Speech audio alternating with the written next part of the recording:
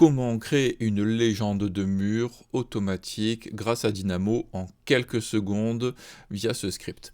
Bonjour, je suis Pascal Camlitier, architecte et formateur Revit. Aujourd'hui, dans ce tutoriel, je vais vous présenter donc comment réaliser ce que vous pouvez voir sur le côté, c'est-à-dire une légende avec le type de mur et le texte qui va, le nom du mur que vous avez créé. Tout ça très rapidement pour pouvoir optimiser la création de votre gabarit et vérifier ce que vous avez dedans et ainsi en faire des légendes très facilement pour pouvoir avoir quelque chose qui soit clair et optimisé. C'est une question qui m'a été posée par un de mes abonnés, quelqu'un qui a suivi une de mes formations et qui, lors de la création de son gabarit d'agence, se demandait comment faire ça. Donc je lui ai expliqué qu'il fallait avoir quelque chose qui soit visible très rapidement, pouvoir faire le tri et organiser son gabarit proprement. Donc avant de démarrer le tutoriel, je vous rappelle qu'en cliquant sur le lien qui est sous la vidéo, vous allez pouvoir entrer votre prénom et votre email dans le formulaire pour pouvoir recevoir mes conseils gratuits. Pour celles et ceux qui veulent vraiment avoir accès à ça, plus le script Dynamo et les informations qui vont avec dans la box. La box c'est quoi? C'est un gabarit d'agence professionnelle, des gigas de famille à télécharger, les scripts Dynamo, donc celui que je vous présente aujourd'hui, plus d'autres. Si vous prenez l'option du bonus 4, vous avez accès à tout ce que j'ai fait depuis mars 2020. Ça fait donc maintenant on est à plus de 245 tutoriels. Ce qui va faire à peu près entre 500 et 700 fichiers, plus les gigas de famille, tout ça c'est dans la box. Donc n'hésitez pas à vous abonner, vous commandez la box et ainsi vous avez accès à tout ça. Franchement, ça vous fera gagner énormément de temps. Allez, c'est parti pour le tutoriel. Alors, pour pouvoir avoir une légende comme ça, voilà, avoir tous les éléments, tous les murs comme ça va être très très facile parce que vous allez voir, on va pouvoir avoir une vision rapide de type de mur avec ce qui correspond avec le nom que vous avez mis de la typologie. C'est ainsi que c'est pour ça que j'explique que lorsque vous créez, vous dupliquez des types de murs, pensez à ce que ça soit bien clair parce qu'au moins vous aurez en correspondance le texte qui sera bien clair autour et vous pourrez voir comment votre gabarit est fait et ça vous évitera d'avoir à perdre du temps dans l'organisation de votre gabarit d'agence. Alors ce que je vais faire, c'est que je vais supprimer cette légende en premier lieu. Hop, je vais aller dans les vues de légende. Normalement, elle est où est-ce qu'elle est cachée? Ah ben elle est là, ici. Je vais la supprimer de manière à vous montrer.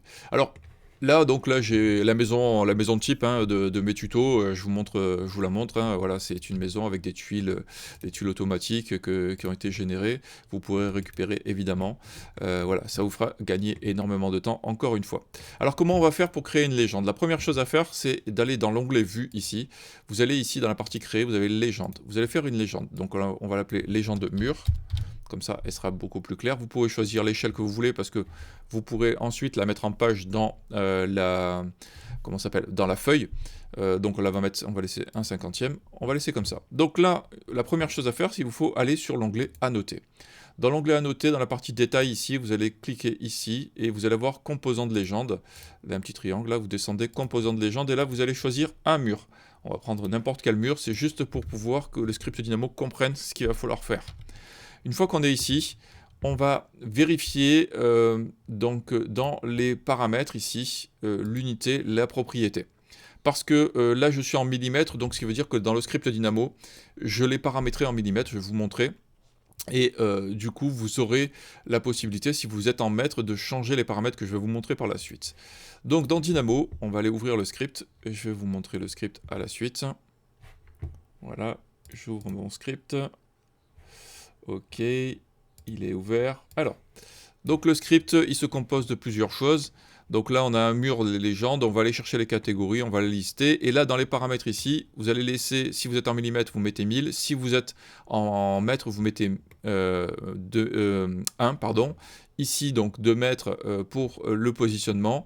On va choisir légende de mur, donc qui est la légende qui correspond à la vue, donc sur lequel vous voulez placer la nomenclature, enfin la légende que vous voulez.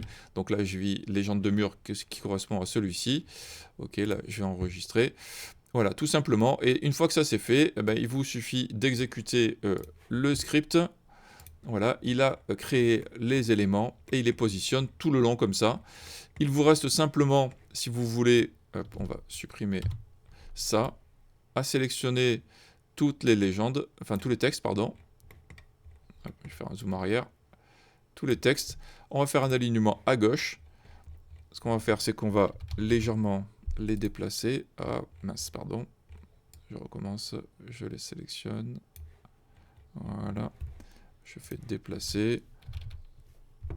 Bon, on va le faire comme ça ira plus vite. Voilà, on les aligne. On peut jouer avec les flèches du clavier pour pouvoir les positionner.